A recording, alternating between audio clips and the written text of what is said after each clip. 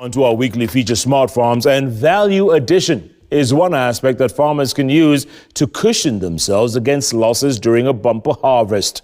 Tonight, we show you how the practice of sun-drying tomatoes is once again taking root in some counties in the Rift Valley, saving farmers from potential losses during a glut.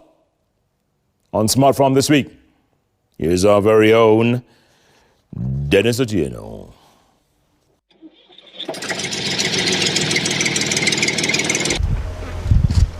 Gone are the days when Joseph Kipkebut could spend days worrying about the fate of his tomato produce after harvest. Nataka nishukuru Mungu sana kwa sababu ya hii mbinu mpya ambaye imeweza tokea, ambaye inaitwa sun dry. Hii sun dry ni tuseme saa hii wakati nyanya zimekuwa nyingi sana na inaweza leta shida kwa soko.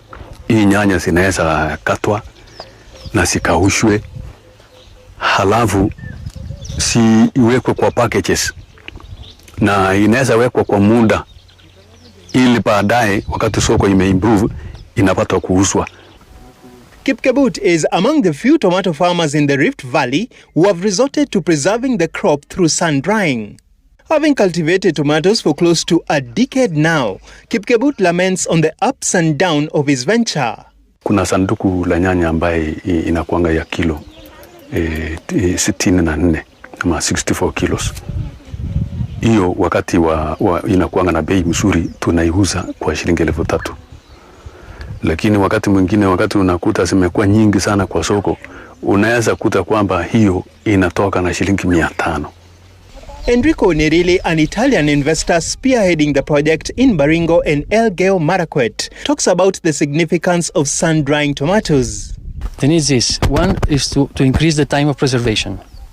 Two, to have highest price in the market, and preserve also the organoleptic characteristics of the food. I mean, this tomato will be more or less the same characteristics of the fresh one, but not for short time, but for a long time. The process involves drying of tomatoes when they are ripe. It works best when the weather is low in humidity, about 60%, with high temperatures during the day.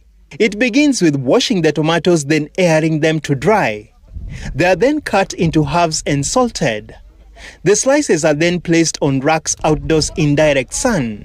The entire process can take up to 2 weeks, depending on the type of tomato, temperature, and humidity during drying.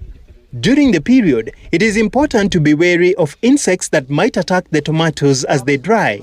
The drying process has enabled farmers like Kipkebut not only reduce losses, but also boost their annual returns. Kwa hii mbinu mpya ambayo imepatikana ya kuweza kuikausha nyanya na kuhifadhi, basi hata hizo nyanya medium hiyo ndogo ndogo yote zitaweza kutumika kwa sababu pia hizo ni nyanya. From just rough estimates, the conventional tomatoes in this area, they fetch up to 650,000 net, minus expenses, 650,000 per hectare. And these sun-dried tomatoes, after going through the simple value addition, they can fetch up to 1 million shillings from the same area. Dennis Otieno, Smart Farm.